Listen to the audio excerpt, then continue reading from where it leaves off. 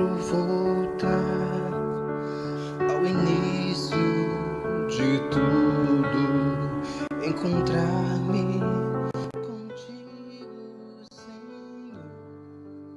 Eu terminei outro vídeo falando sobre Noé, sobre a questão do dilúvio, para perguntar por que Deus agiu de uma forma aparentemente cruel em relação ao afogamento de tantas pessoas. Eu disse que quando Deus diz que Noé era justo e íntegro, nas suas gerações, ou seja, entre os seus contemporâneos, isso dá o que pensar, pessoal. Por quê? Aliás, nós podemos lembrar também imediatamente de Abel e Caim. Então, surge uma pergunta. Por que nasceram duas pessoas, no caso de Abel e Caim? Duas pessoas. Um que é considerado justo, porque a palavra de Deus diz que até hoje o sangue dele clama, E principalmente lá na primeira carta de João, capítulo 3, é muito claro que diz que, afirma que por que Caim matou Abel? Porque ele era do maligno. Tudo bem que há um pensamento, sobre a questão de que Adão já havia falado de Deus para os dois e cada um assumiu uma postura. Mas, pessoal, isso vai muito mais além, muito mais além. Porque, na verdade, Abel teve uma atitude diante de Deus, e Caim teve outra radicalmente diferente. Se os dois foram ensinados, por que os dois não tinham o mesmo comportamento? Aí é onde está o X da questão.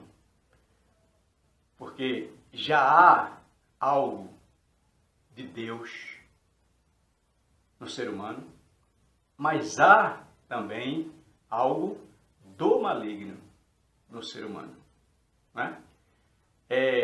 Então, por aí a gente já vê que o bem e o mal estão no ser humano. Aí, isso pode gerar um pequeno comentário, ou até mesmo polêmica. Por quê? Porque nós dizemos que o homem é pecador, certo? E é mesmo. Por quê? Porque ele tem dentro dele a raiz do pecado, herdada de Adão, certo? Mas, se a gente for lá para Tiago, como é que Tiago diz com relação à origem do pecado? Às vezes não há uma leitura mais aprofundada sobre o que Tiago diz.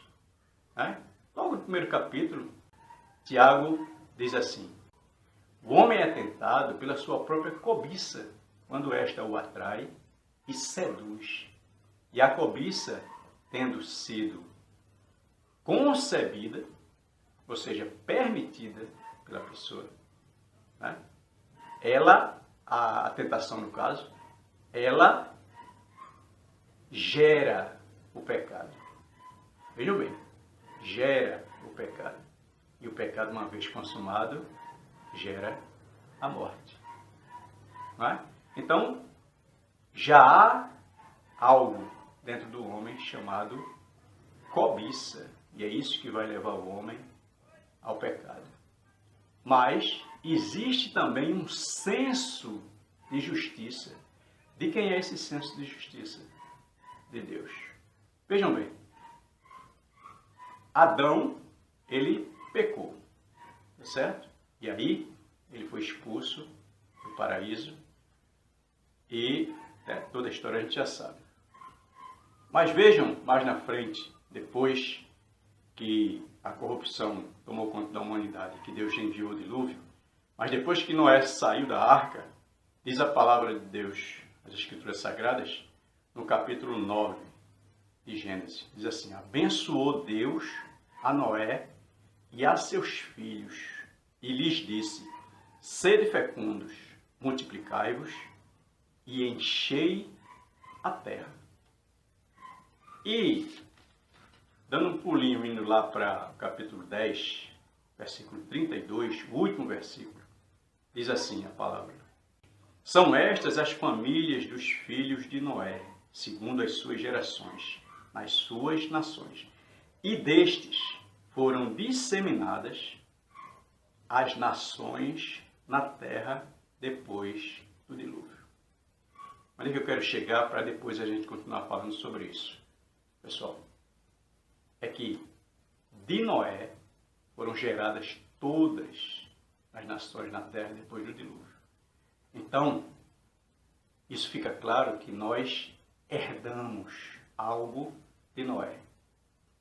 E Noé, segundo a palavra de Deus, era justo, íntegro e andava com Deus. Só que isso não retira a verdade de que nós também temos herança de Adão, que pecou. Então, a gente vai analisar mais sobre isso, mas fica claro que nós temos essas duas heranças, de Adão e de Noé. Ok? A gente vai continuar falando sobre isso, e realmente é um assunto muito interessante.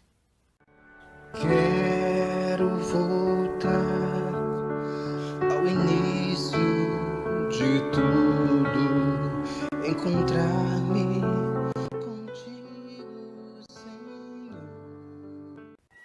Eu vou passar para vocês detalhes específicos sobre toda essa questão da criação do mal, do pecado, da salvação, como as coisas se desenvolveram, as minúcias, porque, de uma forma geral, todos sabem, né? Aqueles que já conhecem o Evangelho, que lê a Bíblia, que participa de igrejas, ouve pregações, já sabem, de uma forma geral, como tudo aconteceu. Mas eu quero entrar em minúcias. Por quê? Porque, às vezes, as pessoas ficam como que bitoladas apenas às questões religiosas, a frases religiosas, né, evangélicas, cristãs de uma forma geral, mas aquilo fica como que necessitando de uma explicação pormenorizada, minuciosa. Ok? É claro que eu não tenho uma resposta definitiva para nada, aliás, ninguém tem, mas às vezes há uma falta de um esclarecimento minucioso para que seja aberta a mente e para que as pessoas possam entender e aí possam realmente crer no Evangelho, né? Além, é claro, da ação do Espírito Santo, porque é o Espírito Santo quem convence o homem do pecado, da justiça e do juízo. Isso nós sabemos e jamais pode ser tirado. Mas no plano humano, no plano institucional, nós precisamos esclarecer melhor, porque as pessoas estão entrando, né, naquilo que Paulo diz, né, sendo levados por todo o vento de doutrina. Né? E como há uma série de doutrinas, principalmente no nosso país, Brasil, que se diz um país laico, né? Ou seja, para aqueles que não entendem, abre o país para toda e qualquer religião, então aí há uma mistura e as pessoas terminam sendo envolvidas de tal forma que complica a mente e não entende a simplicidade, porém profunda, de Deus. Ok? Então, a partir de agora, eu vou entrar diretamente, como eu sempre digo, vou direto ao assunto, no sentido de explicar como tudo ocorreu, desde a criação. Ok? Vamos lá.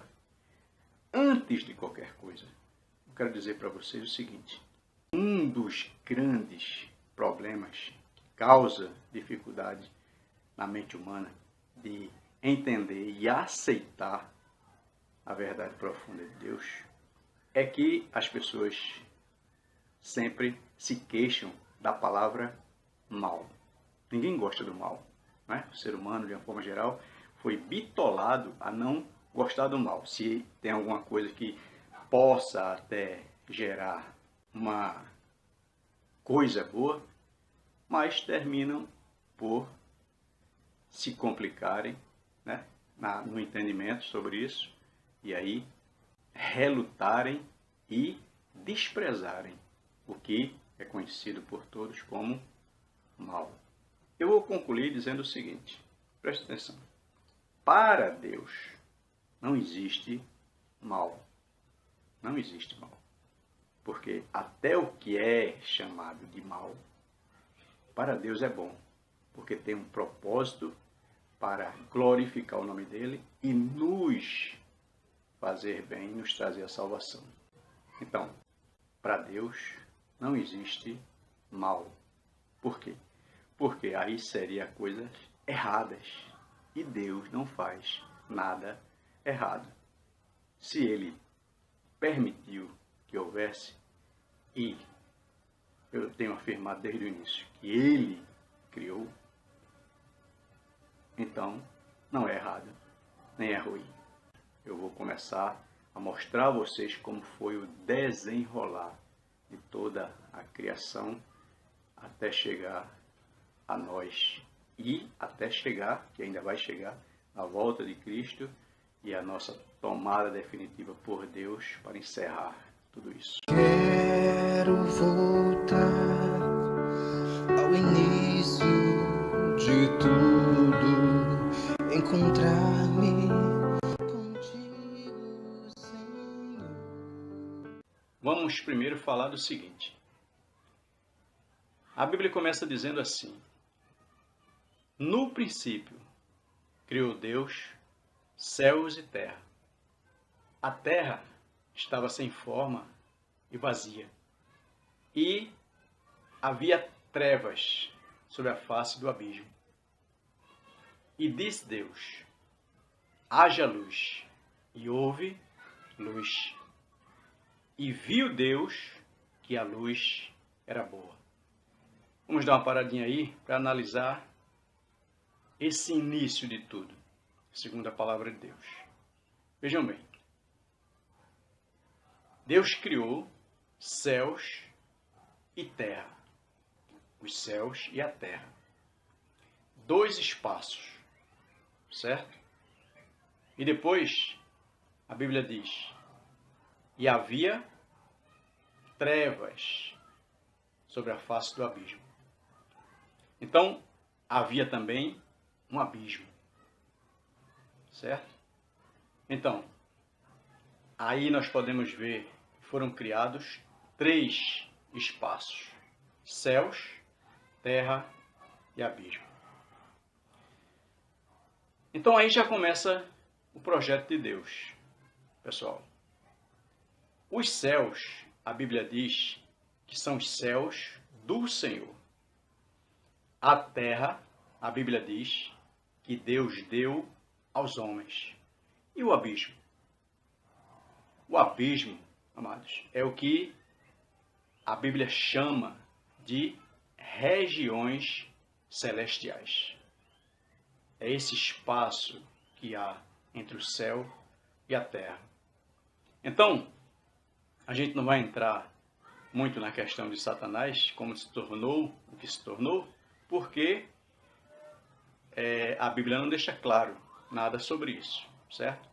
Mas é comum se dizer, todos concordam, que ele era um anjo, certo? E que se rebelou contra Deus. E aí ele foi lançado no abismo. Que abismo é esse? É este que nós lemos na palavra de Deus, citamos a palavra de Deus. Esse abismo entre o céu e a terra. E isso fica claro naquela passagem de Paulo, na carta de Paulo aos Efésios, quando ele fala da armadura de Deus, que ele diz: a nossa luta não é contra a carne e o sangue, mas sim contra principados e potestades, contra os dominadores do mundo tenebroso, contra os malignos né, da potestade do ar, que estão nas regiões celestiais. Ou seja, então, onde é que eu quero chegar nesse primeiro pensamento, no início? Os céus são do Senhor, a terra dos homens. E os malignos, no caso, todos nós sabemos que Satanás e os demônios, os anjos que pecaram, que seguiram a Satanás, estão nas regiões celestiais. Agora, a sequência do que a gente leu diz assim: e disse Deus, haja luz, e houve luz. E viu Deus que a luz era boa. Então, aí é onde está. Todo projeto de Deus é eliminar as trevas. Por que sim, por que não? A gente não pode entrar profundamente nisso. Mas Deus decidiu que não haveria mais trevas. Né? No final de tudo, lá em Apocalipse, diz que não haverá mais trevas. Que o próprio Deus será o sol, será a luz. Inclusive diz que o Cordeiro é a lâmpada. Então, o projeto de Deus é esse, eliminar essas trevas. Agora, a grande questão é a seguinte: e essas trevas, pessoal, de onde veio? Quem foi que criou? É claríssimo que nós não podemos dizer que já havia trevas antes de Deus criar céu e terra. E nem podemos dizer que foi outro ser que criou as trevas. Foi o próprio Deus, queridos. Agora vejam bem, vamos entrar aqui assim rapidinho para não complicar, na questão da metafísica. Quem conhece um pouco de metafísica sabe que, né, na filosofia se diz que Deus é o primeiro motor, é o motor imovível. Então, nada nem ninguém o move. Tudo partiu dele. Então, é isso que eu estou dizendo desde o início. Que tudo estava em Deus. Essa questão de bem, de mal, isso aí foram questões adotadas para alertar o homem sobre a questão de onde ele devia ficar, o que ele deveria fazer para ter direito a estar definitivamente na vida eterna com Deus. A questão toda é essa. Mas as trevas estavam em Deus antes de tudo. Porque se ele, quando criou, ele mesmo diz, né, na sua palavra, que ele criou céus e terra, e havia um abismo, né? As trevas, e aí foi quando ele disse, haja luz e houve luz. Então esse é o projeto. A primeira coisa que eu quero passar para vocês. Esse é o projeto de Deus. Encerrar com as trevas. E aí a gente vai continuar falando e vai ver, e certamente nessa altura vocês já estão, né, raciocinando com relação a esse nome, esse termo, trevas, né? Certamente vocês já estão lembrando que a Bíblia é repleta de situações em que as trevas são citadas representando o que a gente entende como mal. Não é verdade? Então, eu posso até citar assim rapidinho algumas. Por exemplo, algumas muito conhecidas, é que quando Jesus ele fala do servo mau, do servo inútil, no final ele diz, lançai-o onde?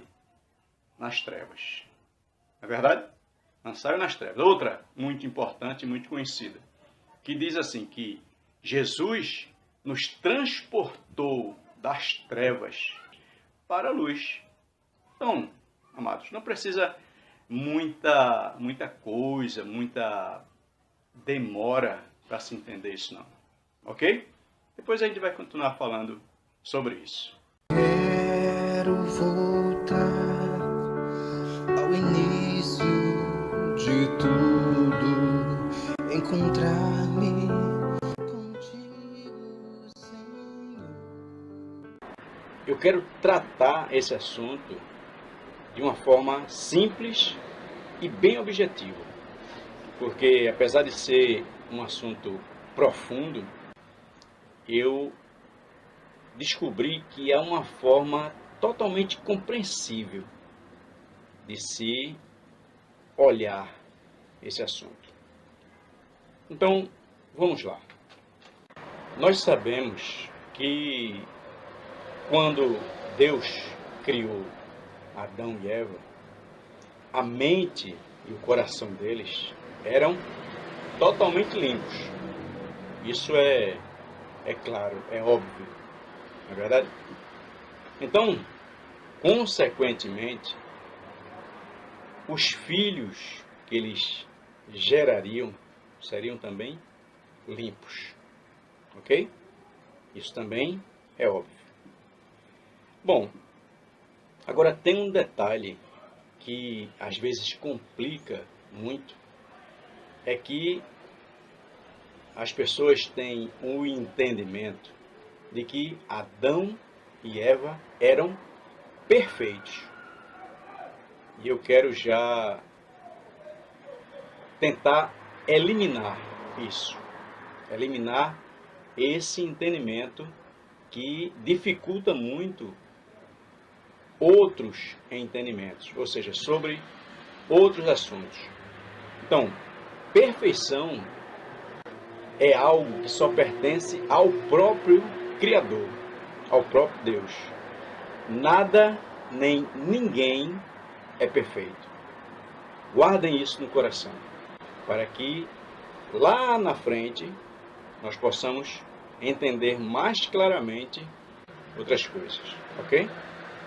Vamos lá. Então, todos nós sabemos, né? Espero que todos que estejam vendo esse vídeo, pelo menos tenham noção do que aconteceu no início, que contaminou Adão e Eva, tá? Então, nós sabemos que Deus tinha dado uma ordem a Adão, né? Para que eles não comessem de um determinado fruto. E os alertou que se eles fizessem isso, eles iam morrer. Então, Satanás, ele foi até Eva e lançou, através dos ouvidos dela, uma mentira para enganá-la e fazer com que ela comesse do fruto que Deus ordenou que não era para comer. Certo? Então, naquele momento, amados, o que aconteceu foi o seguinte, que isso tem que ficar muito bem claro. Satanás, na verdade, ele lançou no ser de Eva a cobiça. Por que podemos afirmar isso? Porque até aquele momento, nem Adão, nem Eva cobiçavam nada, porque não precisavam. Eles tinham tudo, Deus deu tudo para eles. Então, Eva, ao receber a cobiça e concordar com ela, ou seja, aceitar, ela se tornou contaminada. Vejam bem, até aquele momento, Eva era limpa, tinha o coração e a mente limpos. Mas a partir do momento que entrou nela a cobiça, e isso fica claro quando a gente vai ver na Bíblia que diz que ela olhou, começou a olhar para o fruto e desejou comê-lo. Considerou que ele era desejável para se comer. Vejam bem, então aí se caracteriza o momento, aí demonstra claramente o momento em que a cobiça começou a dominá-la. Então ela ficou contaminada e não resistiu. Pegou do fruto e comeu. Levou para Adão e Adão também comeu. Ou seja, então Eva, ela se tornou totalmente contaminada. A mente e o coração. Por quê? Porque além de ela receber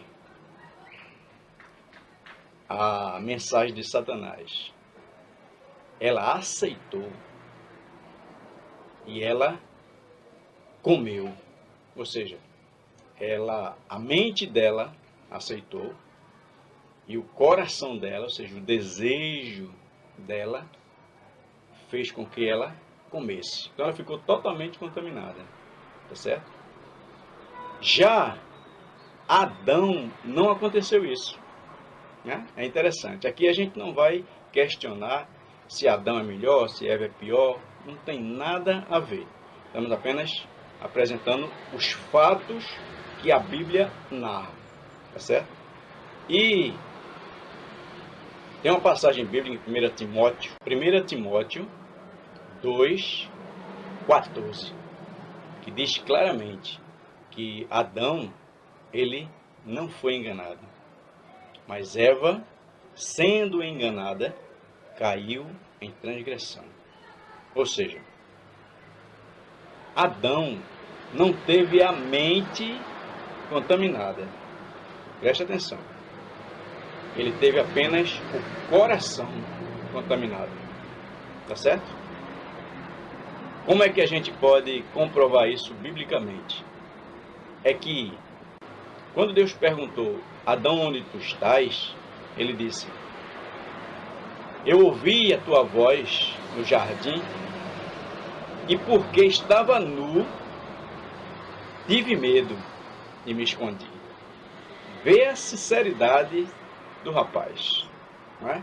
Isso prova que a mente dele ainda era quase que ingênua, era limpa, não é?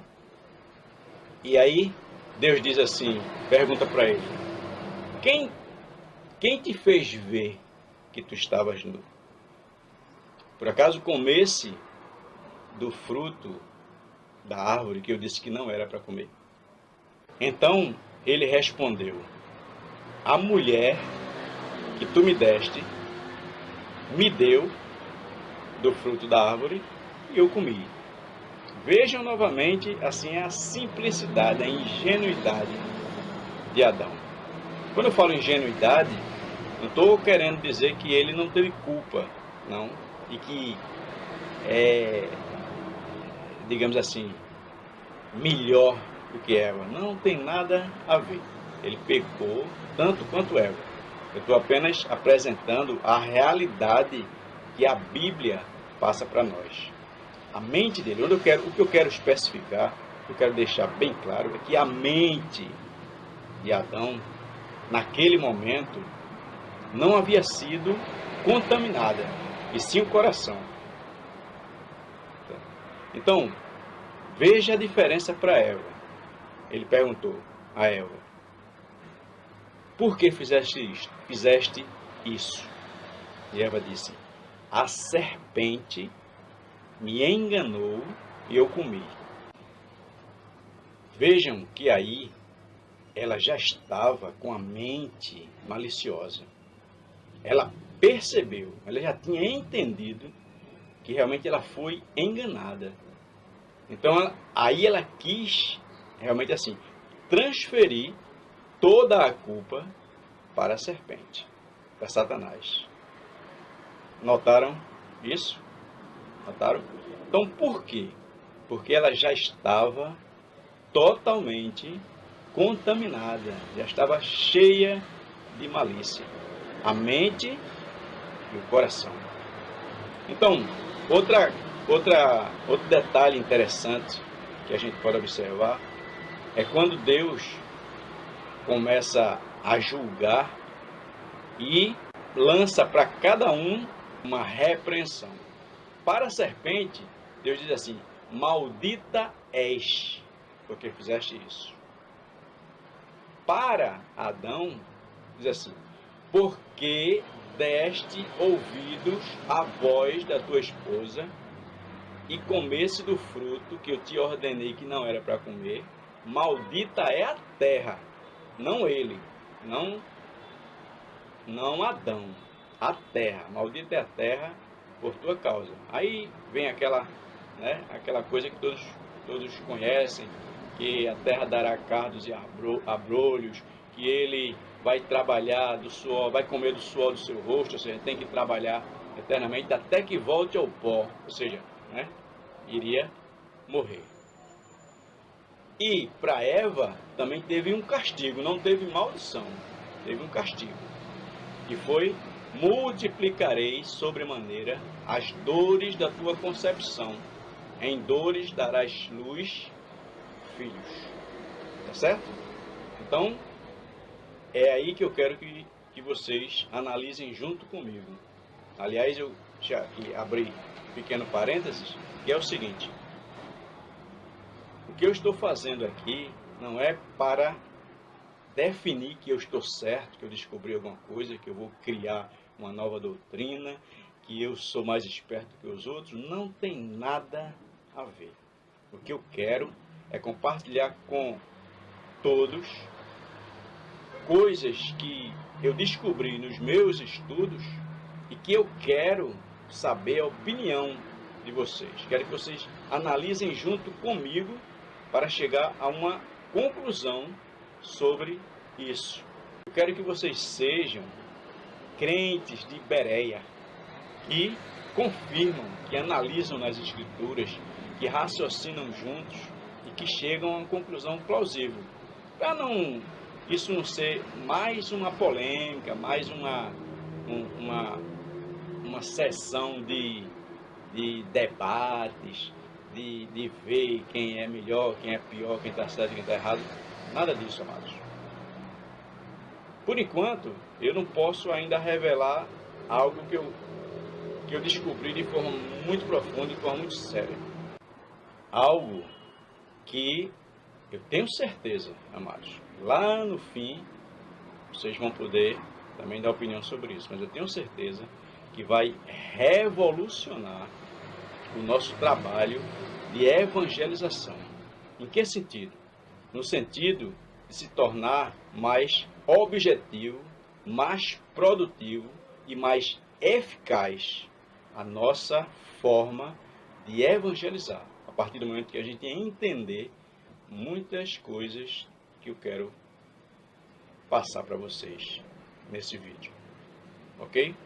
Então, amados, preste atenção. A partir do momento que Eva foi totalmente contaminada e Adão foi parcialmente contaminado, podemos dizer assim, ou seja, deixa eu relembrar. Eva teve a mente e o coração totalmente contaminados. Adão teve apenas o coração, ou seja, a sede dos desejos, das emoções. Ele cedeu ao pedido da esposa, à orientação da esposa, e não pensou, tá certo? Mas pecou da mesma forma. Então, a partir disso, que um estava totalmente contaminado e o outro parcialmente contaminado, os filhos passariam a ser 50% totalmente contaminado e 50% parcialmente contaminados. De onde é que a gente pode confirmar essa verdade? Através do estudo da biologia, amados, da biologia. Por quê? Porque, segundo a lei de Mendel, que é conhecida como a segregação dos fatores, todo ser humano recebe metade das características da mãe e metade das características do pai. Depois eu vou preparar um estudo onde possa ficar mais claro, mais visível, mais compreensível essa questão da lei de Mendel. Aí vai ficar bem mais claro. Mas o que importa, por enquanto, é o seguinte, é que quando isso acontece entre Adão e Eva, de um ser parcialmente, outro ser totalmente contaminado, metade dos filhos, a probabilidade, é importante isso, esse detalhe é importante, a probabilidade é de nascer 50% parcialmente contaminados ou 50% totalmente contaminados, certo? Então, eu creio que até aqui está bom. No próximo vídeo eu vou trazer o estudo sobre isso e a gente vai conversar mais sobre isso, ok? Continue comigo, tem coisas importantíssimas para que vocês possam, junto comigo, analisar e ganhar um entendimento muito mais profundo do que temos até hoje, ok? Quero voltar ao início de tudo, encontrar-me contigo, Senhor. Meu irmão, certamente muitos de nós já nem lembra exatamente como é que são geradas as características do pai e da mãe para os filhos. Por isso eu faço questão que você preste bem atenção a esse vídeo que vai ser colocado agora. Vamos ver. Na prática, todo mundo tem a ideia básica da genética em mente. Isso porque a genética trata de hereditariedade. Não existe ninguém que tenha dúvida de que, se um cachorro der cria, todos os filhotes vão ser cachorros. Não tem ninguém que pensa que vai nascer um gato ali no meio. Isso é porque a gente entende a ideia básica da genética, que é a hereditariedade. A capacidade que um indivíduo tem de passar as suas características para a geração seguinte. É exatamente isso que estuda a genética. Os pais, então, transmitem as suas características para a próxima geração. Na verdade, ele não está transmitindo as características em si. Ele está transmitindo a receita para que essas características sejam feitas. E onde estaria essa receita? Nos genes presentes nos gametas do pai e da mãe. Antes de ver o que é um gene, vamos entender onde é que ele fica. Dentro de cada uma das nossas células existe o núcleo.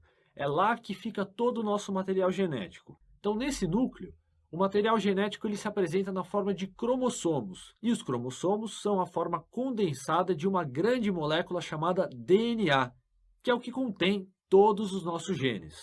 Cada parte dessa longa molécula de DNA que tem uma função é chamada de gene.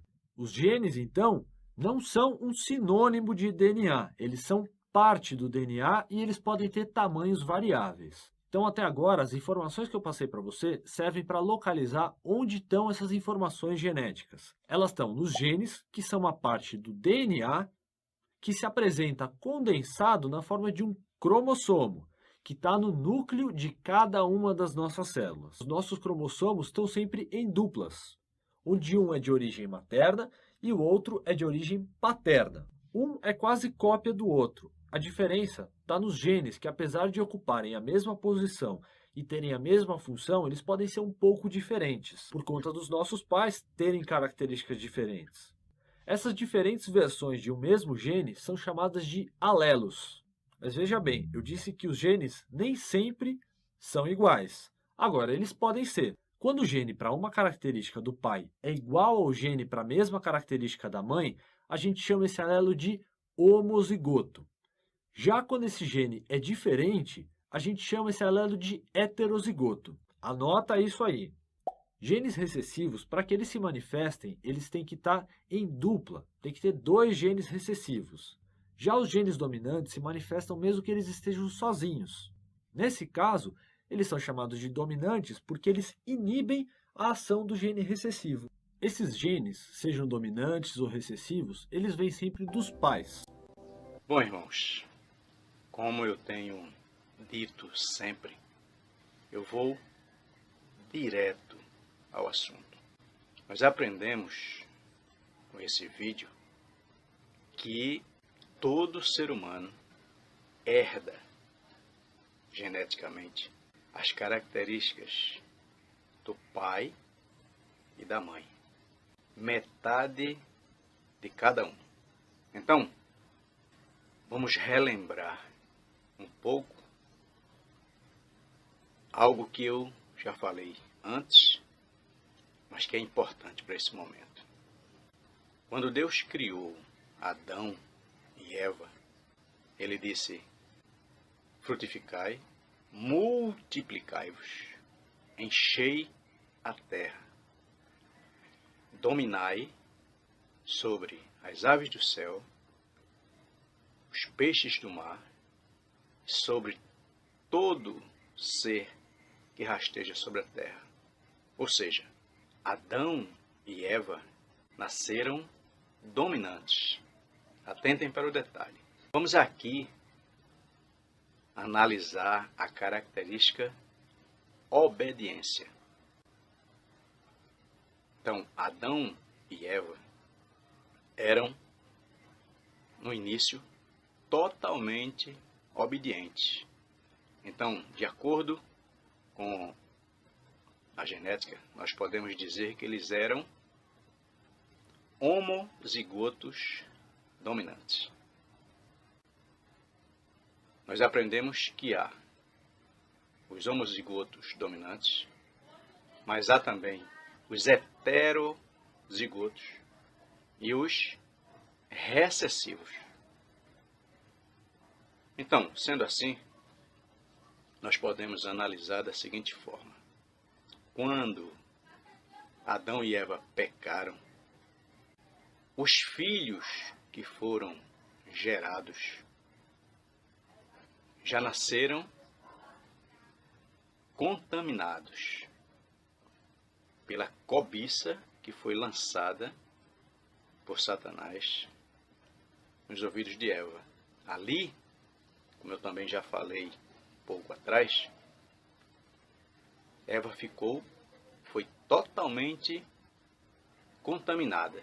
Por quê? Porque ela recebeu na mente a cobiça de Satanás, ela foi enganada. E essa cobiça desceu ao coração e fez com que ela desejasse comer do fruto, e ela foi e comeu. E deu a Adão. E Adão também comeu. Isso quer dizer que Adão, segundo a palavra de Deus, não foi enganado por Satanás. Ele foi também culpado porque comeu. Ele comeu para satisfazer o pedido de Eva.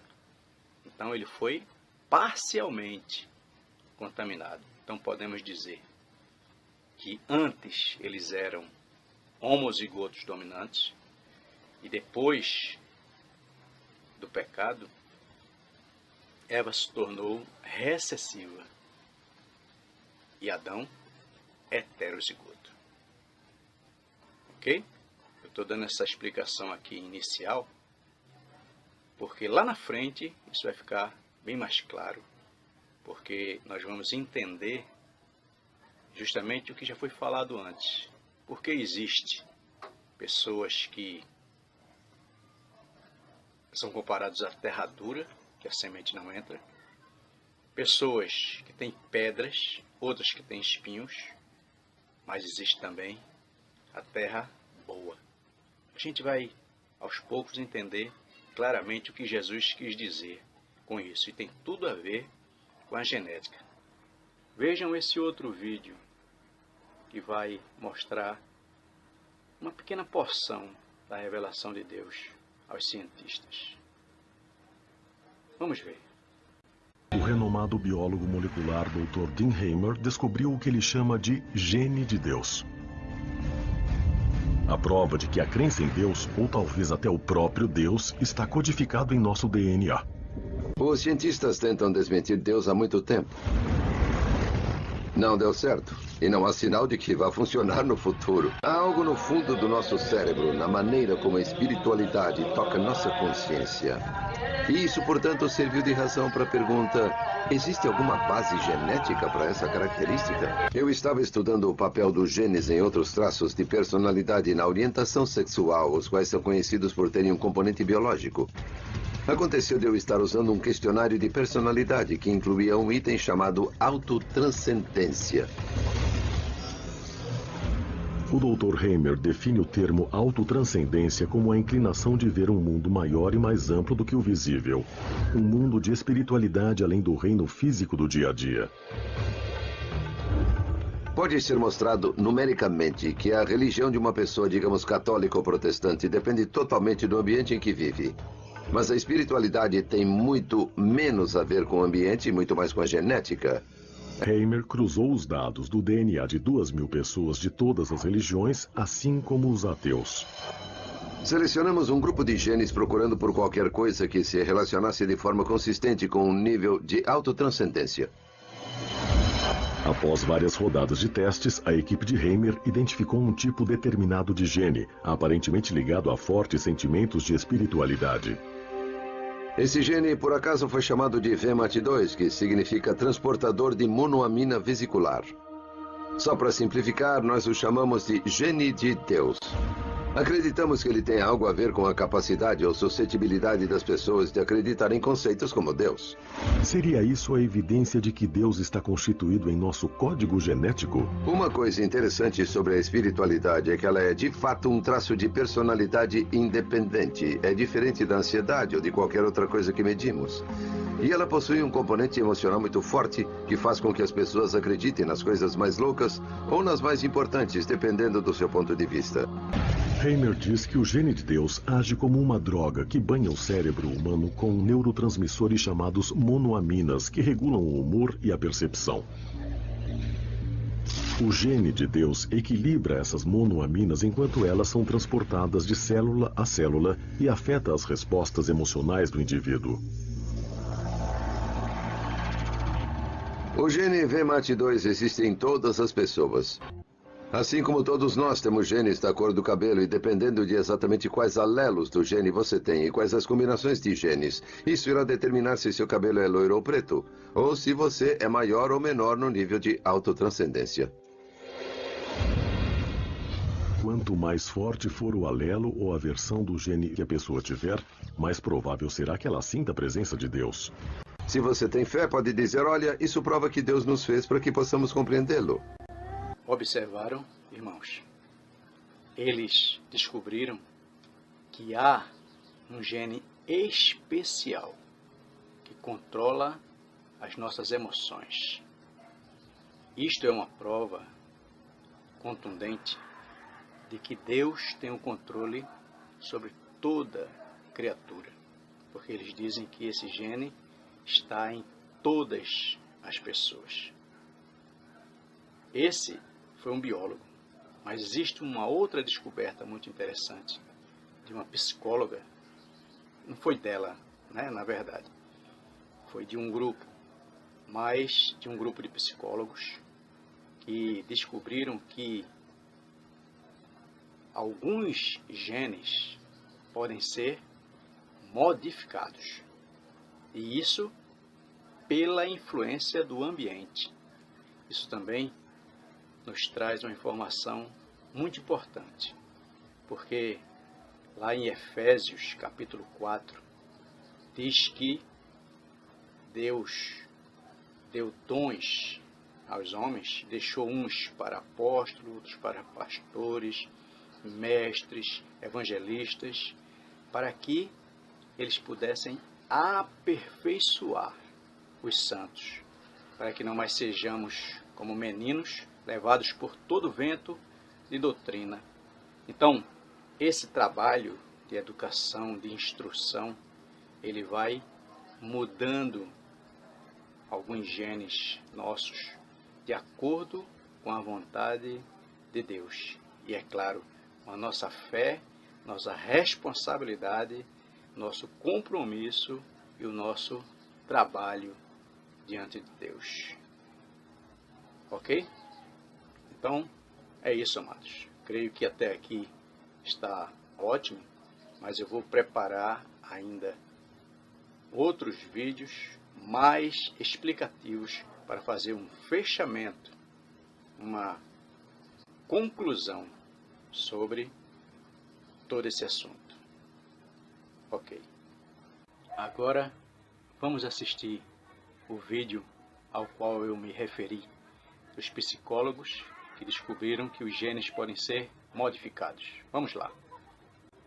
Qual a posição da epigenética a respeito das relações entre inato e adquirido?